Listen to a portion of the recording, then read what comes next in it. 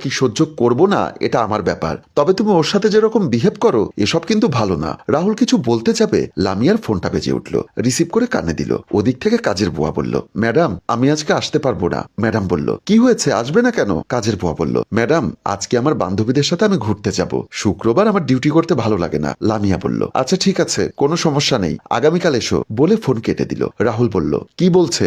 লামিয়া বলল, আজকে আসবে না বলছে। রাহুল বলল, আমি কিছুই বুঝতে পারছি না, টাকা গেল আমার, সবকিছুর খরচ বহন করতে হয় আমার, কিন্তু তুমি সবাইকে আশকারা দিয়ে আমার ক্ষতি করছো। লামিয়া বলল, এত লাভ ক্ষতি বুঝি না, বলে বিরক্ত হয়ে চলে গেল। একজন ভিখারি মহিলা এসে দরজায় টুকাতে লাগলো। লামিয়া এসে দরজা খুলে দিল। ভিখারি মহিলাটা বলল, মা আমার খুব খিদে পাইছে, থাকলে আমার কিছু খাইতে দাও। লামিয়া বলল, খালাম্মা আমার বাসায় তো এখন রান্না বান্না কিচ্ছু হয়নি, তবে আমার কাছে কিছু টাকা আছে, ওগুলো দিচ্ছি, আপনি দোকান থেকে কিছু খেয়ে নিয়েন। ভিখারি বলল, আমি তো কোনো দোকানপাটে যাই না, লজ্জা লাগে, তবে বাসা বাড়িতে কিছু চেয়ে খাই।